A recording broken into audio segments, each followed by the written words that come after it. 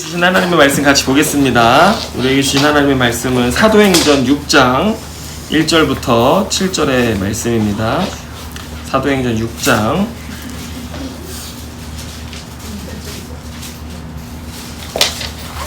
1절부터 7절까지의 말씀. 자, 한 목소리로 우리 합독하도록 하겠습니다. 자, 같이 읽습니다. 시작.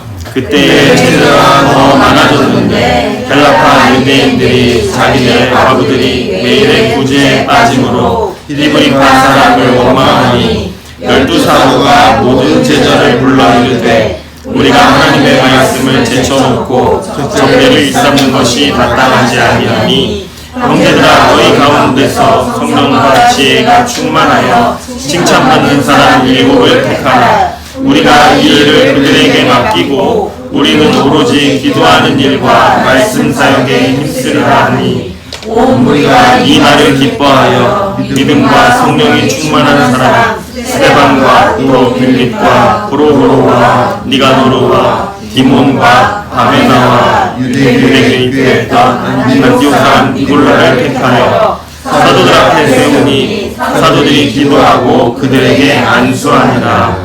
하나님의 말씀이 점점 왕성하여 예루살렘에 있는 제자의 수가 더 심히 많아지고 허다한 제사장의 무리도 이 도에 복종하니라.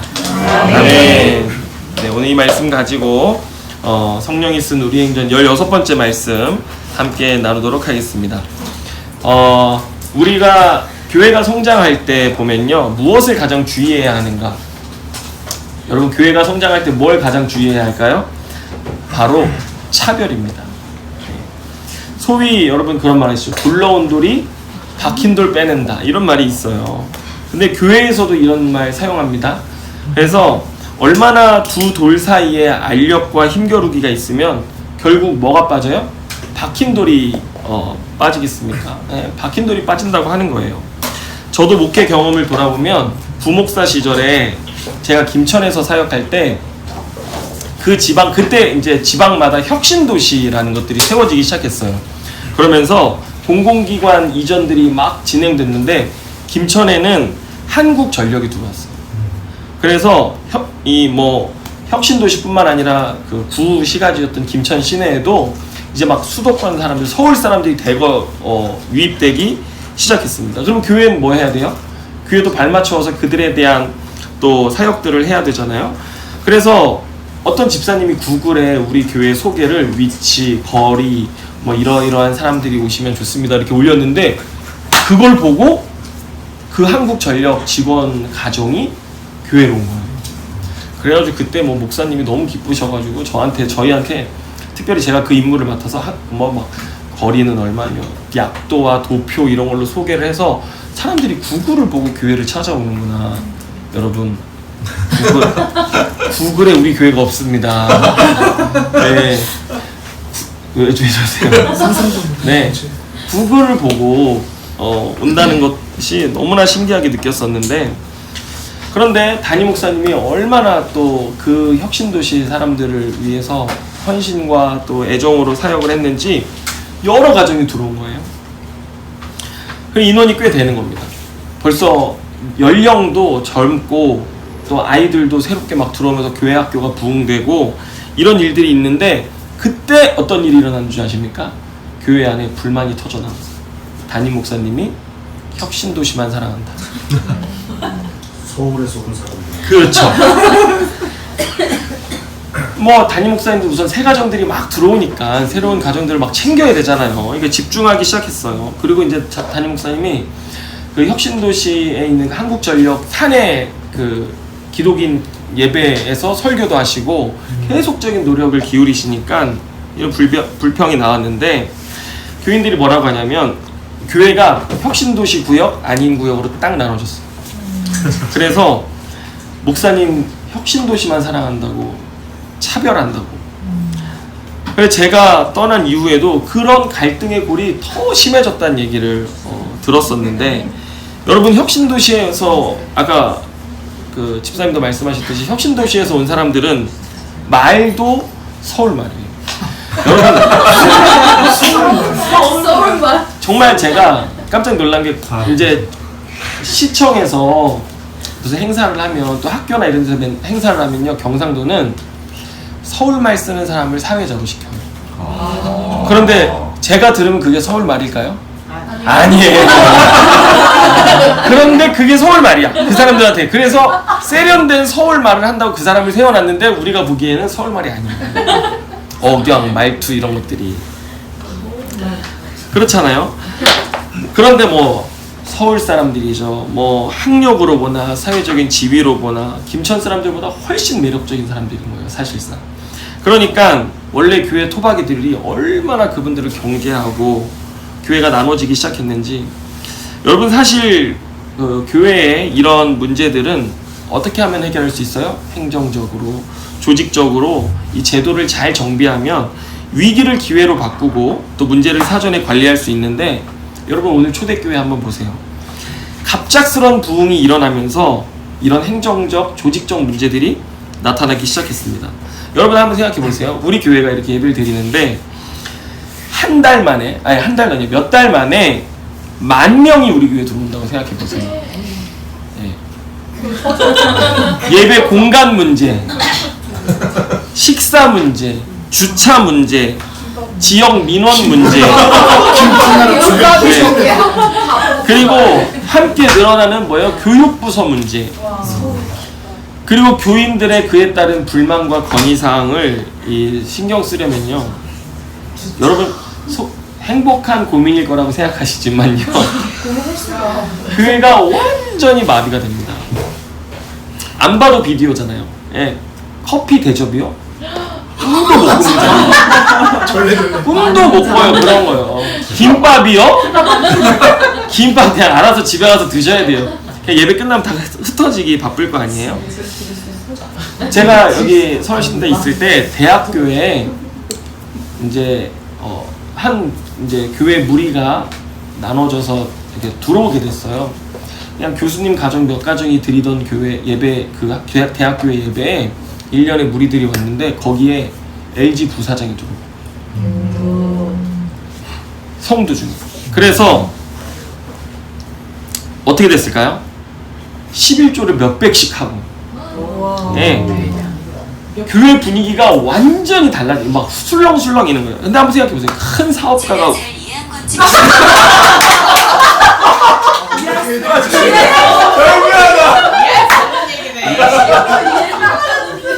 큰 사업가나 뭐 의사나 교수나 변호사나 뭐 시의원이나 이런 사람들이 들어오면요, 벌써 교회요 뭐가 제일 문제인지 아세요? 앉는 자리가 문제입니다.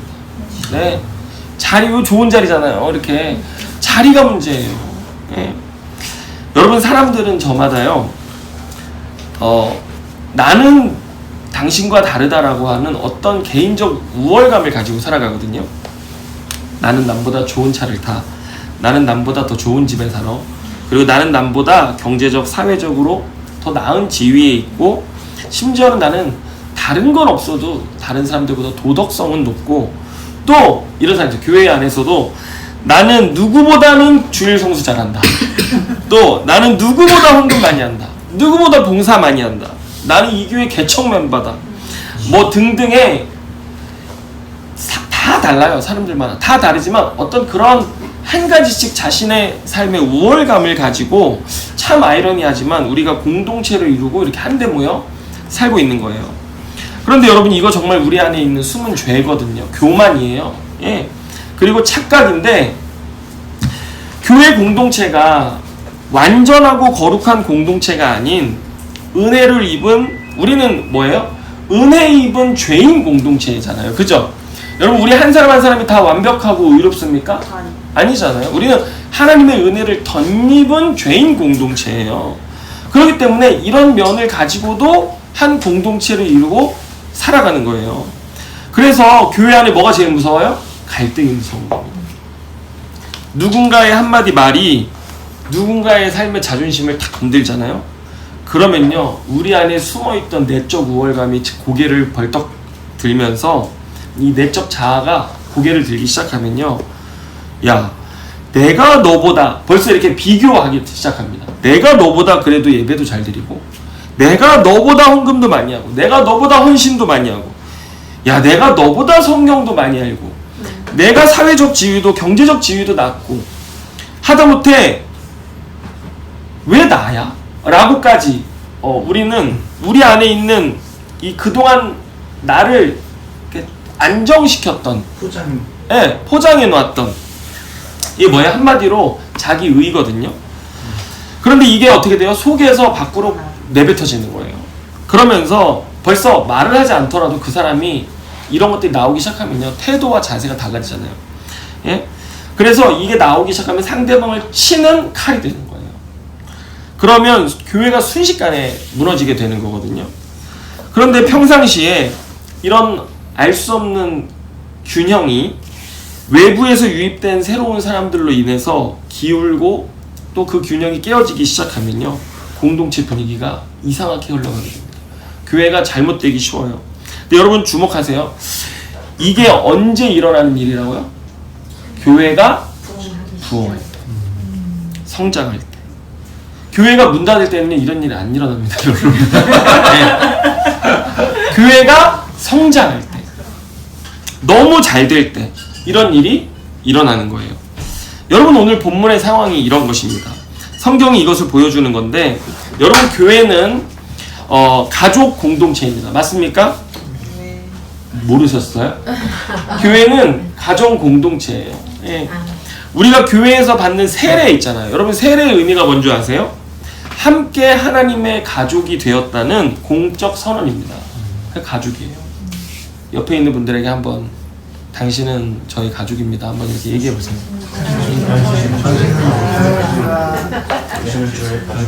예.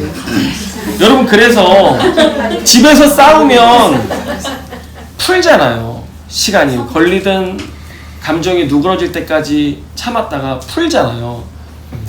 안 보진 않잖아요. 가족은 안 봐요? 안 보진 않잖아요. 네.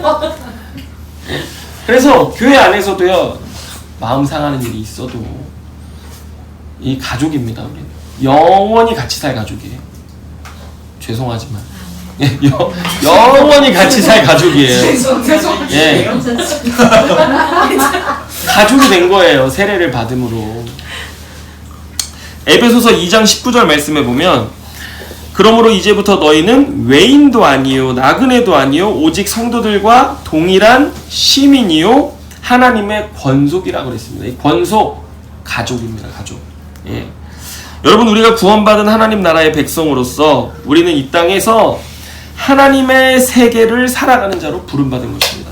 하나님의 세계를 살아가는 가족 공동체, 뭐 하나님 나라의 세계관을 살아간다, 뭐 이렇게도 말할 수 있는데, 그래서 우리는 성경대로라면 이미 실현된 종말을 살아가고 있는 사람들입니다. 예수님이 이 땅에 오심으로 종말을 역사 안으로 끌어들이셔서 역사 안에서 이미 실현된 종말 그리고 실현될 종말 사이를 살고 있는 종말의 영적 가족 공동체예요.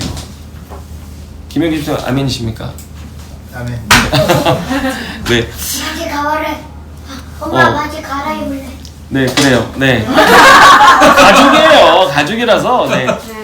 그래서 그 나라에 속한 하나님의 가족 식구, 여러분 우리가 이 종말의 공동체, 영원의 공동체로 같이 살아가는 식구로 살아가는 거예요. 여러분 왜 사도행전 공동체를 보면 서로의 재산을 팔아 서로에게 책임 있게 나누며 서로를 책임지는 삶 살았을까요?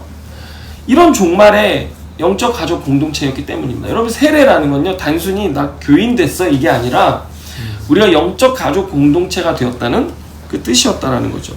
그래서 여러분 세례를 받는 것 그리고 그 하나님 나라를 산다는 것 자체가 복음입니다. 이 영적 가족 공동체를 우리가 함께 살아간다는 것이 복음인 거예요. 기쁜 소식인 거예요. 그리고 이 안에는 뭐가 있어요? 하나님의 통치를 받으면서 그 안에서 함께 서로의 삶에 책임 있는 존재로 관계를 누려가는 것. 여러분 이것이 기쁜 소식입니다. 아멘입니까? 그 나라를 이미 우리가 살고 있다는 것을 뜻하는 거예요. 그러니까 오늘 이렇게 왔을 때 대가족이잖아요. 예, 좀 불편함이 있으셔도 오늘 잘 때 많이 좁으실 겁니다. 근데 가족들을 좁은 집에 10명 같이 살아도 같이 잡니까 안 잡니까? 야, 어제까지만 해도 집을 가겠다 내가. 난 여기서 도무지 같이 잘 수가 없다. 이런 민원들이 빗발쳤는데 이런 민원 언제 일어나는 겁니까? 교회가 성장할 때. 네. 오늘 집에 가서 자겠습니다. 성장을 위해서. 그래서 부활하신 주님께서 이루실 나라를 우리는 여기서 미리 맛보며 살아가는 사람들인 거예요. 자, 오늘 본문에는 히브리파 과부와 헬라파 과부가 등장하는데 문제가 발생했어요. 6장 1절 말씀 보면 그때의 제자가 더 많아졌는데 헬라파 유대인들이 자기들의 과부들이 매일의 구제에 빠짐으로 히브리파 사람을 원망하니 이렇게 말씀합니다. 무슨 문제냐면 바나바와 같은 부유한 성도들이 자신의 땅을 팔아 소유를 팔아 나눠준 그 구제비를 나눠줬어요. 그런데 히브리파 누구냐면 예루살렘에서 나고 자란 히브리 사람들이에요. 헬라파 누구예요? 이 디아스포라 유대인이에요. 여러 가지 이유로 로마 전역에 흩어져서 다른 나라에 살다가 이제 이 사람들이 노년이 되면 고향 가서 살다 죽고 싶잖아요. 그러니까 고향으로 재산을 처분해가지고 왔는데 남편이 죽은 거예요. 그래서 과부가 된 거죠. 그래서 그들에게 구제를 하는데 히브리파는 자기네 동네 자기네 사람들이 나눠주니 구제를 잘 받았는데 헬라파 사람들은 거기에서 소외되는 일들이 생겼던 것입니다. 여러분 이 교회에서 당시에 이 과부들에 대한 돌봄을 굉장히 책임 있게 했는데 왜 그랬어요? 세례를 통해서 이들이 그리스도인이 됐다는 거, 영적 가족이 됐다라는 실질적 책임의식 때문에 그렇게 그 과부들을 돌봤어요. 그래서 되게 굉장히 중요한 겁니다. 그 당시 뭐 로마 제국에 기초생활수급자 뭐 이런 개념이 있었을까요? 굉장히 현대적인 개념이 없어요. 그런 거 없었습니다. 여러분 제가 신학교 다닐 때 스크랩해둔 그 사회복지에 대한 자료가 있었는데 기독교 그 사회복지 세미나예요. 거기 이렇게 딱 첫 페이지 서론을 읽어보니까 뭐라고 이야기하냐면 복지는 어디에서 출발했는가? 교회에서 시작했다 이렇게 얘기합니다. 국가의 사회복지의 책임이 넘어가기 전에는요 교회가 스스로 사회적 사각지대에 있는 사람들을 또 소외된 사람들을 직접 돌보는 사회복지의 일을 감당한 거예요. 예. 그래서 오늘 본문이 그것을 보여주는 아주 중요한 성경적 실예인데 왜 그랬어요? 종말을 함께 살아가는 영적 가족 공동체였기 때문에 그들의 삶에 대한 책임 있는 돌봄이 이루어졌다라고 하는 것입니다. 여러분 우리 교회 안에도 이런 은혜와 사랑이 넘치기를 주님의 이름으로 축원합니다. 자, 그런데 이 예루살렘 교회 중심부에는 히브리 사람들이 터줏대감이잖아요. 그래가지고 이런 차별을 당한다는 이유에서 원망이 터져나오기 시작했고 여러분 보세요. 이 교회 어땠을까? 초대교회 분위기가 어땠을까요? 이 역사적으로 예루살렘에 사는 유대인들은요 자 보세요. 예루살렘 성전 인근에 사는 유대인들이 더 엄격한 신앙생활을 했겠습니까? 아니면 로마 전역에 다른 나라에 가서 성전이 없는 그곳에서 신앙생활했던 헬라파 유대인들이 더 엄격하게 신앙생활을 했겠습니까? 엄격한 건 히브리파죠. 히브리파입니다. 히브리파. 예. 헬라파는 세상 그 로마 제국에 유혹이 많잖아요. 지역마다 상황마다 다르기 때문에 유혹이 많아요. 그런데 이 예루살렘 성전을 중심으로 살고 있었던 이 히브리파 사람들이요 굉장히 엄격한 신앙생활을 했어요. 그런데 그런 신앙생활하는 사람들이 저기 이렇게 헐렁하게 신앙생활하는 사람들 보면 어땠을까요? 같은 유대인이지만 너네들은 그렇게 신앙생활하면 안 된다. 그렇게 했을 거 아닙니까? 그리고 이 사람들은 언어도 다르죠. 예, 이 히브리 사람들은 히브리어를 합니다. 그런데 이 디아스포라 유대인들은요 그리스어를 사용합니다. 언어도 달라요. 만나도 벌써 제가 서울 사람하고 경상도 사람 만났듯이 말이 언어 뉘앙스 이런 게 다른 거예요. 그러니 이런 면에서 늘 못마땅했던 것들이 히브리파 사람들 마음에 있었는데 그 사람들이 교회 안에 들어왔는데 유대인들이었을 때가 아니라 이제 교회 안에 세례받고 들어왔잖아요. 그럼에도 여전히 그들에 대한 차별적 시각이 굉장히 강하게 존재하고 있었다라고 하는 것입니다. 여러분 요즘 제가 자녀 키울 때 제일 조심해야 되는 게 뭔지 아십니까? 차별입니다. 학원에서 제가 초등학교 아이들 가르칠 때 제가 만약에 이 아이는 간식을 2개 먹는 걸 허용했는데 이 아이는 허용하지 않잖아요. 굉장히 차별한다고 화를 내고 예, 그 가슴 상해요. 그리고 저희 집에서도요, 이번 주일에, 지난 주일에 자기 전에 이제 둘째, 셋째가 가위바위보를 했어요. 내일 아침 일어나면 이 이불 누가 개냐, 그걸 놓고 가위바위보를 했어요. 근데 막내가 졌어요. 막내가 아침에 일어나서 이불을 갰는데 잘 갠 거예요. 엄마가 그걸 보고 아유 막내가 이불 너무 잘 갰다고 때 엄마가 1,000원 줄게 이랬더니 영원이가요, 공정하게 우리는 가위바위보로 결정한 일에 엄마가 개입해서 막내에게 1,000원을 줬다고 자기는 마음이 상해서 교회 안 나가겠다는 거예요. 9시 55분이었어요. 우통을 까고 있었어요. 옷을 안 입고 침대에 앉아가지고 아 짜증나서 교회 안 가요. 영원히 그 착한 영원이가. 순한 영원이가. 아니. 네.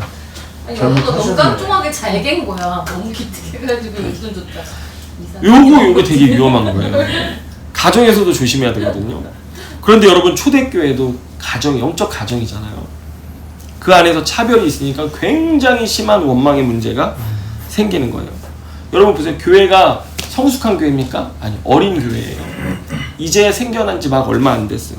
그런데 10,000명 가까운 인원이 모였죠. 성숙한 지도자들도 몇 없습니다. 그래서 여전히 생명의 말씀에 대해서 배우고 자라나가야 할 것도 많은 그런 교회였는데 이런 큰 문제가 생긴 것입니다. 사도들이 여기에 대해서 어떻게 대처합니까? 2절 3절을 보시면 제가 읽어드리겠습니다.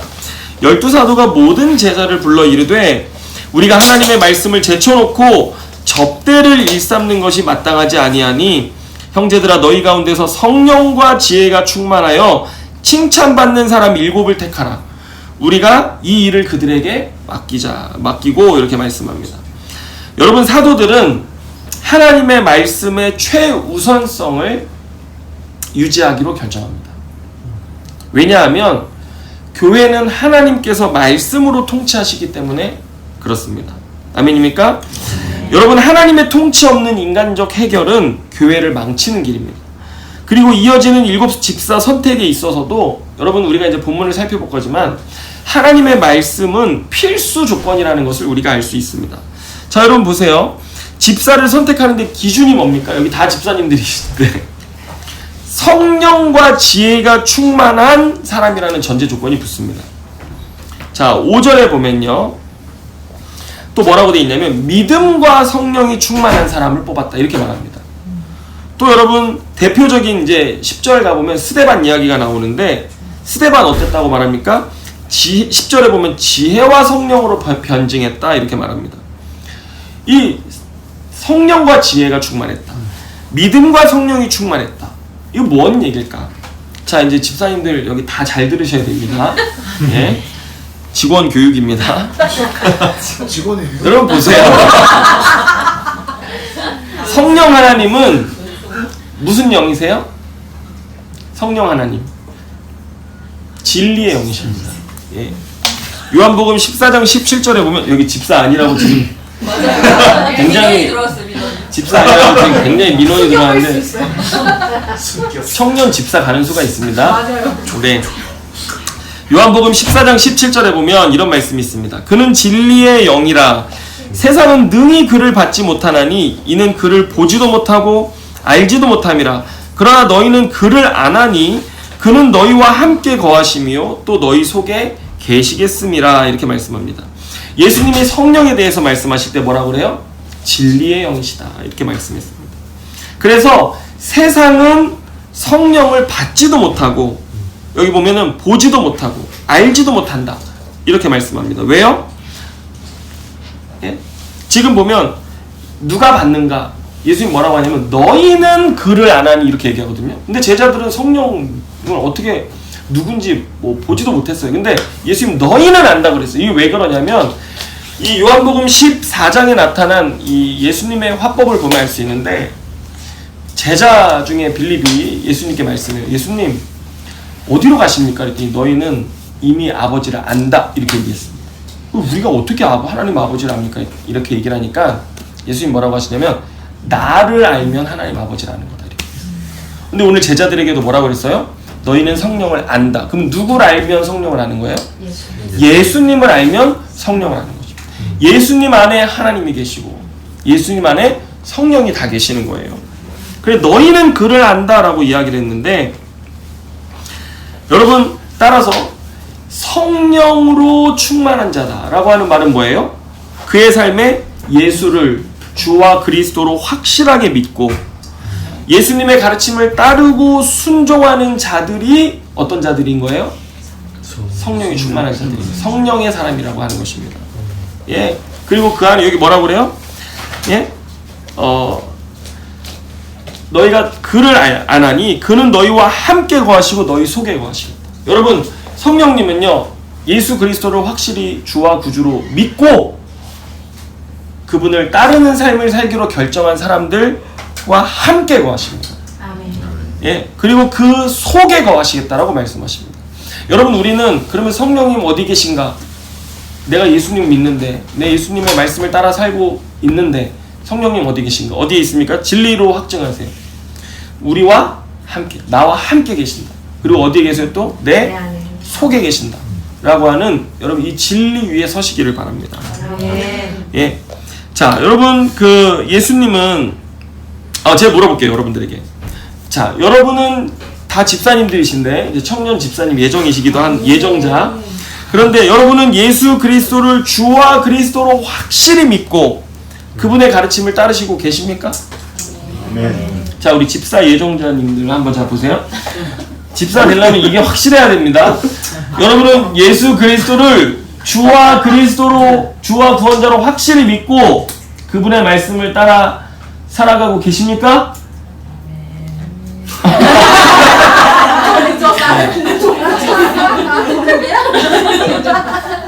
그런 사람들이 성령이 함께 하시고 네, 성령이 그 안에 거하시는 자들인 것입니다. 예. 여러분 오늘 뽑힌 집사들이 성령으로 충만했다. 뭐예요? 예수 그리스도를 확실히 믿는 자들이었다라고 하는. 그러면 그들이 믿음이 충만했다라는 말도 뭔지 알겠죠? 예수 그리스도에 대한 믿음이 충만한 자들이었다는 것입니다. 그리고 믿음이라는 것은 나 믿어가 아니고 뭐예요? 그 믿음의 본질은 신실성이 있습니다. 예수님을 신실하게 따르고 있는가? 예.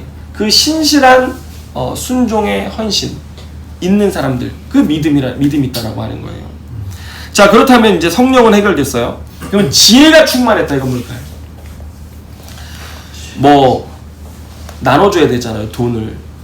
그럼 돈을 잘 계수하는 사람 지혜 있는 사람일까요? 막 회계학을 전공해서 돈을 보면 딱딱딱딱 정리를 해가지고 그 많은 사람들에게 돈을 나눠주는 일에 탁월한 사람이 지혜로운 사람이었을까? 물론 그런 사람일 수도 있지만 여러분 여기 보면요 오늘 뽑힌 7집사 중에 사도행전에 나타나는 스데반과 빌립 집사를 보면 우리가 힌트를 얻을 수 있어요. 여러분 이어지는 7장을 우리가 보면요 스데반의 긴 설교가 나옵니다. 구약을 줄줄 빼고 있어요 스데반 집사는요. 그리고 7장 내용 여러분 다 보지 않으셔도 이제 차차 우리가 배우겠지만 말씀에 비추어서 대제사장 앞에서 너희들의 죄가 무엇인지를 막 고발하고요. 예. 지금 또 보세요. 여러분 우리가 7장 55절 56절로 한번 가보겠습니다. 같이 한번 읽어볼게요. 사도행전 7장 55절 56절 자 같이 읽겠습니다. 55절 56절 시작. 스데반이 성령 충만하여 하늘을 우러러 주목하여 하나님의 영광과 및 예수께서 하나님 우편에 서신 것을 보고 가로되 보라 하늘이 열리고 인자가 하나님 우편에 서신 것을 보노라. 아멘. 여러분 중요합니다. 지혜가 충만했다는 건 무엇이냐? 다름 아닌 하나님의 지혜가 충만했다는 것입니다. 지금 스데반의 말을 보면요 성령이 충만해서 뭘 보고 있어요? 천상의 하나님의 영광과 그 보좌 우편에 앉아 계신 예수 그리스도를 보고 있다라고 이야기합니다. F.F. 브루스라고 하는 세계적인 신약학자가 그의 사도행전 주석에서 이렇게 말했어요. 예수님이 변화산 사건에서 하나님과 모세와 영광 가운데 변화되시잖아요. 그 예수님의 변화산 사건은 무엇을 확증해주는 사건이라고 했는데 무엇을 확증해주는 사건이냐? 장차 예수님이 십자가 고난 당하실 것, 죽음 당하실 것을 확증해주는 사건이라고 이야기했습니다. 그러면서 오늘 스데반에 대해서도 뭐라고 했냐면 스데반이 하늘의 영광을 본 것은 하늘에서 뭘 확증해준 거예요?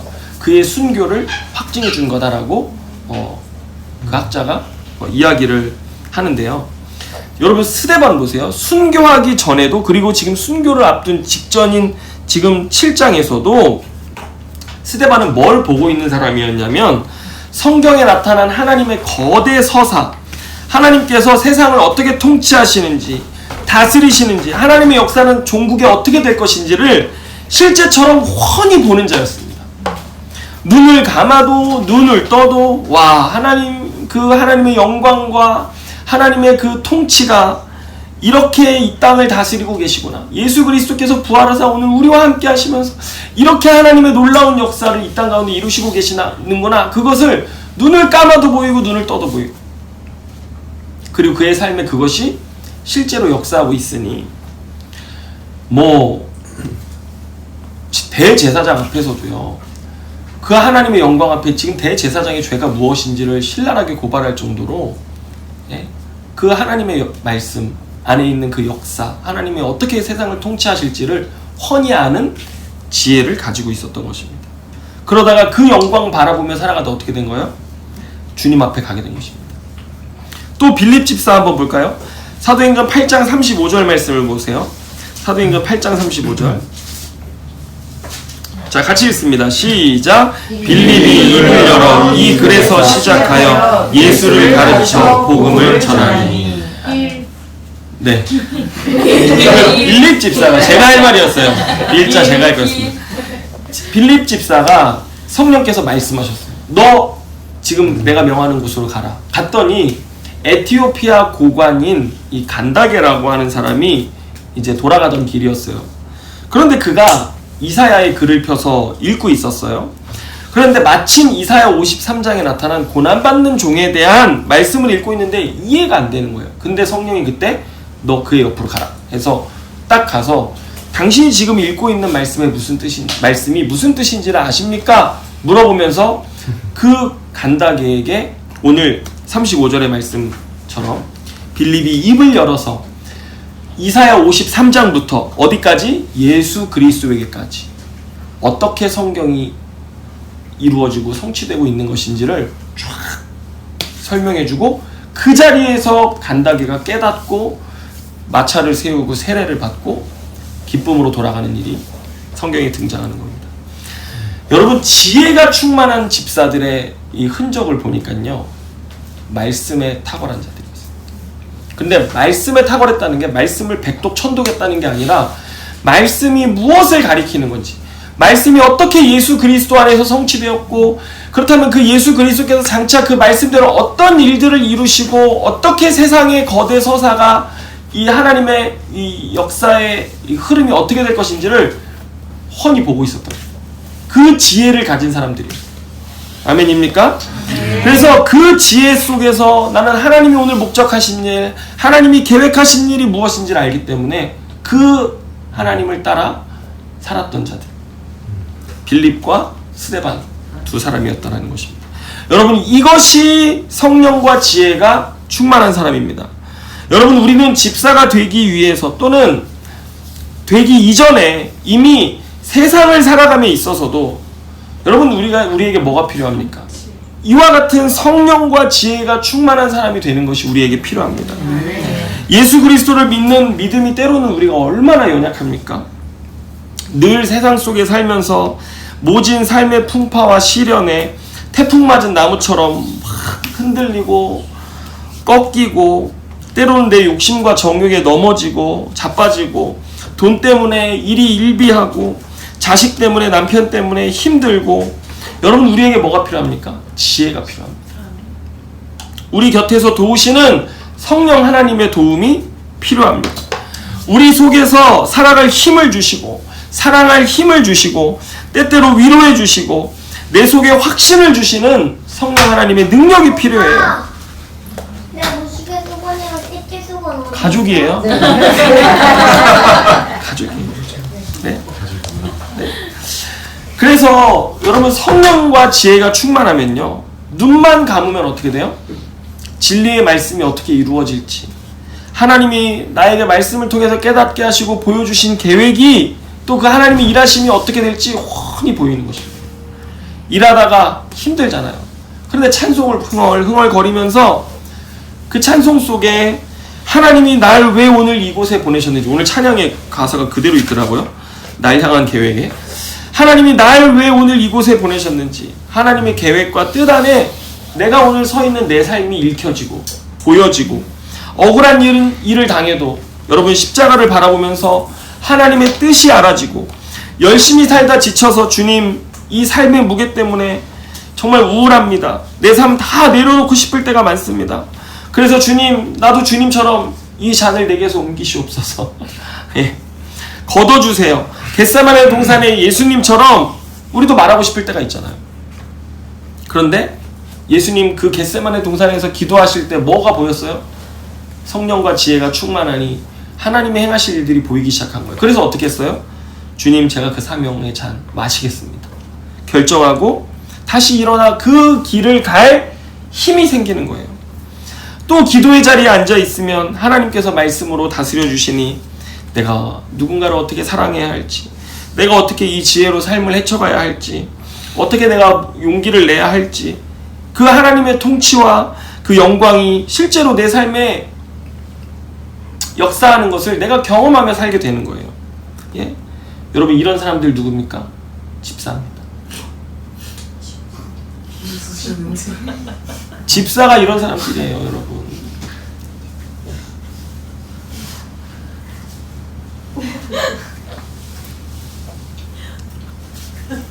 우리 교회 집사님들 다 이와 같은 집사님들 되시기를 축원합니다. 아멘. 네.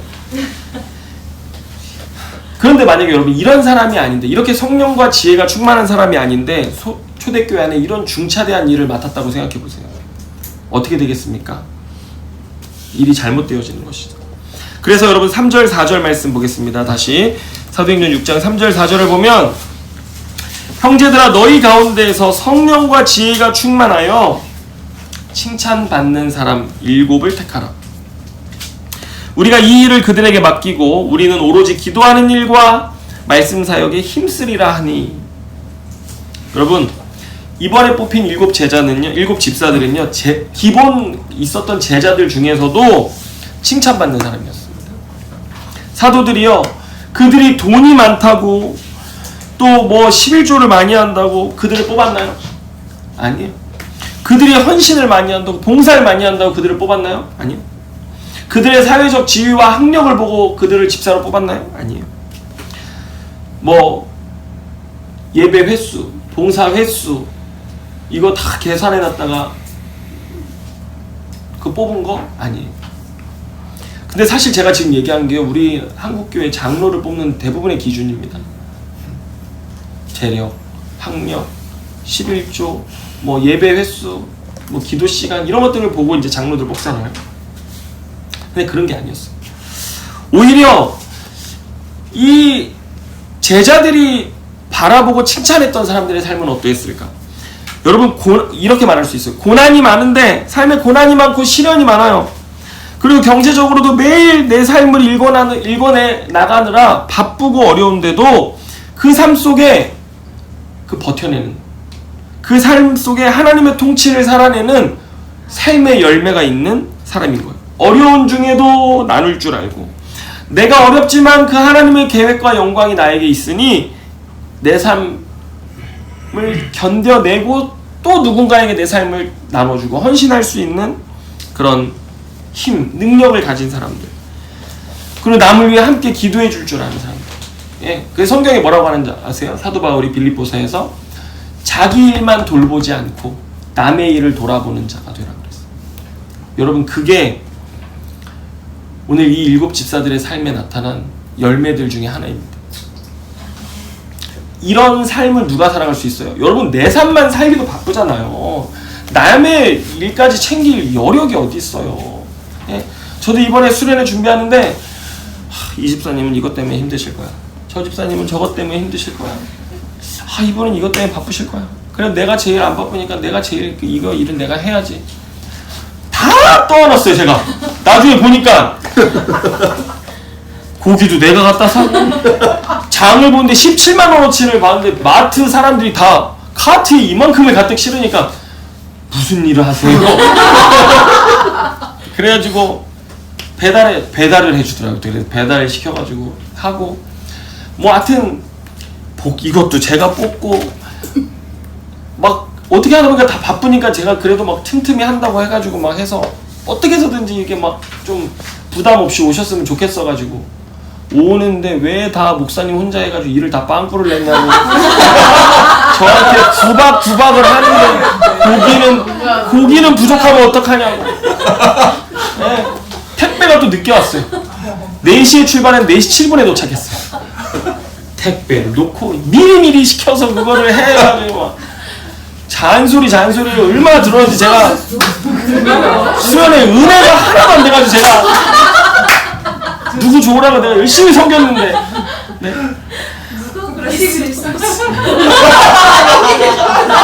그래가지고 나는 안 그래. 근데요. 아니 근데 그런 게 아니라 내 삶만 챙기기도 바쁜 삶이잖아요. 우리 얼마나 전사님도 바쁘고 다 바쁘지. 안 바쁜 사람이 없잖아요.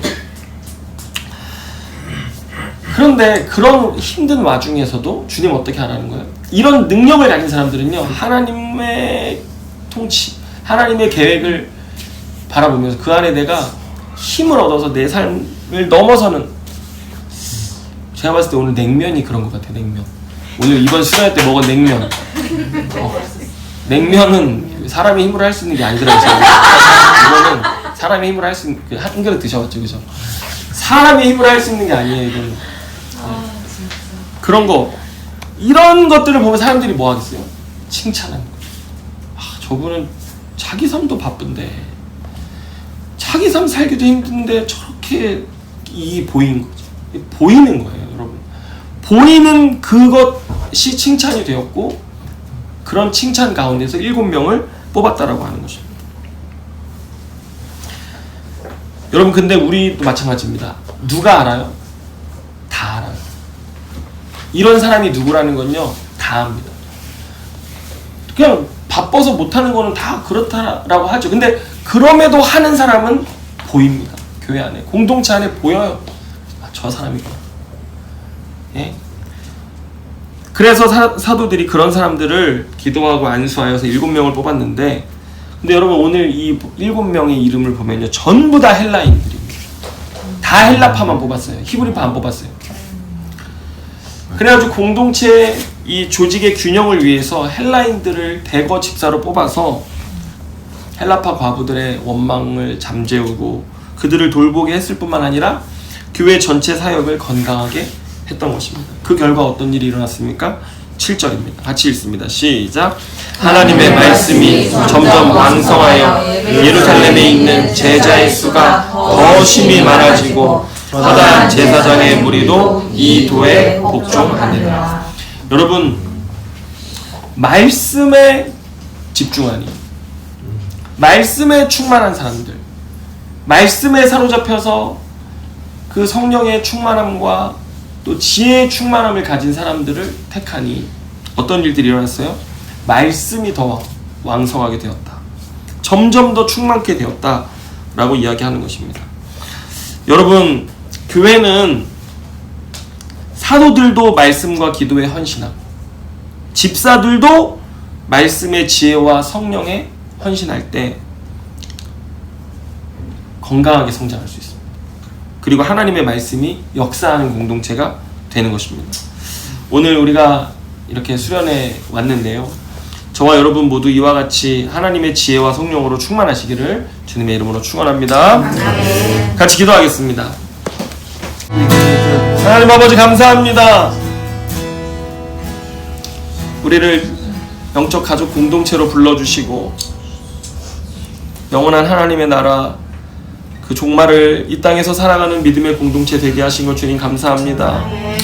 하나님, 우리가 이 시대를 살아가고 우리의 삶을 살아갈 때 하나님의 성령과 지혜가 충만함이 필요합니다. 그것이 없다면 우리는 우리의 삶을 이겨낼 수가 없습니다. 우리의 삶의 무게, 답답함, 어려움들을 감당할 수가 없습니다. 주님, 성령 하나님 우리와 함께 하시며 우리 곁에 계시는 주여, 우리가 하나님의 말씀을 알게 하시고 그 말씀 안에 하나님의 뜻하신 것 위에 서서 우리의 삶을 넘어서는 믿음의 걸음을 걷는 믿음의 사람들 다 되게 하여 주시옵소서. 하나님, 홀로 설 수 없습니다. 홀로 이 믿음에 힘을 낼 수가 없습니다. 우리 공동체가 함께 서게 하여 주시옵소서. 함께 서로를 붙들어주게 하시고 하나님, 함께 내 것을 나누어주는 은혜가 있게 하여 주시고 내 것을 꿰어서 서로 섬기는 일이 있게 하여 주시고 내 삶에 내가 감당할 수 있는 삶의 역량을 넘어서서 또한 누군가의 삶을 붙들어줄 수 있는 하나님 힘을 주시옵소서.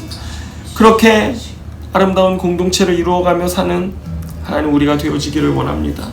주님이 다스리시는, 말씀이 다스리는 공동체 되어지기를 원합니다. 하나님, 그 힘이 필요합니다. 우리 청년들에게도 그 힘이 필요합니다. 하나님, 우리 자녀들을 키우는 부모들에게도 그 힘이 필요합니다. 하나님, 노년을 살아가야 할 걱정을 앞에 둔 우리들에게 그 힘이 필요합니다. 우리에게 그 힘이 없이는 세상 사람들과 똑같이 살아갈 수밖에 없음을 고백합니다. 주여, 우리의 믿음의 눈을 또 띄워주셔서 어두운 눈과 길을 밝히 열어주셔서 하나님, 우리가 눈을 감으면 하나님이 이루실 일들이 보여지게 하여 주시옵소서. 우리가 눈을 떠서 하늘을 바라보고 찬송가를 흥얼거리며 하나님의 이름을 주여 주여 부를 때마다 하나님, 우리의 눈앞에 스데반이 보았던 그 영광 보게 하여 주시옵소서. 그 하늘의 영광이 오늘 우리에게 보여지게 하여 주시옵소서. 그래서 삶을 이겨낼 수 있게 하여 주시옵소서. 삶을 뛰어넘을 수 있게 하여 주시옵소서. 이 땅에서 하나님의 나라를 살아가는 자가 될 수 있도록 인도하여 주시옵소서. 주여, 그 은혜가 필요합니다. 주님, 그 은혜가 있을 때 스데반처럼 죽음의 고난도 이겨낼 수 있는 줄로 믿습니다. 죽음의 고난도 이겨낼 수 있는 줄로 믿습니다. 주여, 그 힘 주시옵소서. 그 힘으로 세상과 구별되어 세상의 죄와 유혹을 이기고 거룩하게 구별된 자로 하나님 앞에 주님 다시 오시는 그날까지 살아가는 우리 공동체 되게 하여 주셔서 하나님, 칭찬받는 공동체, 아름다운 공동체, 말씀을 살아내는 것이 이것이구나라고 하는 것이 보여지는 공동체 되도록 주여 인도하여 주시옵소서. 주님, 오늘 바쁘고 힘든 삶 속에 휴가를 구별하고 또 시간을 구별하여서 또 여러가지 일 중에서도 이곳에 늦은 발걸음으로 함께하여서 예배하는 우리 귀한 지체들의 삶 속에 다른 어떤 것보다 이 밤에 그 영광 볼 수 있게 하여 주시옵소서. 그 영광을 볼 수 있게 하여 주시옵소서. 주님, 그 은혜로 살아가게 하실 줄로 믿습니다. 아름다운 공동체 되게 하실 줄로 믿습니다. 우리 찾아가는 교회 4주년 뿐만 아니라 앞으로 5주년, 6주년 되는 때 이 영광이 더욱더 분명하여지게 하여 주시옵소서. 해가 거듭할수록 그 영광이 더욱 선명해지게 하여 주시옵소서. 실제 하나님의 나라를 보듯이, 그 영광을 보듯이 보여지는 공동체 되게 하여 주시옵소서. 그렇게 우리 공동체를 세우시고 인도하실 주님께 모든 것 감사드리며 예수님의 이름으로 기도드립니다. 축도하고 예배를 마치겠습니다.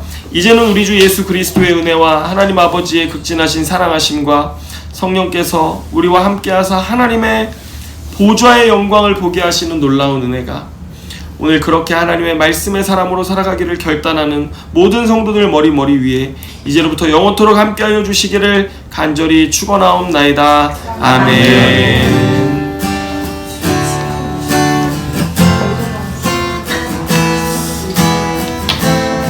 네, 예배를 마쳤습니다.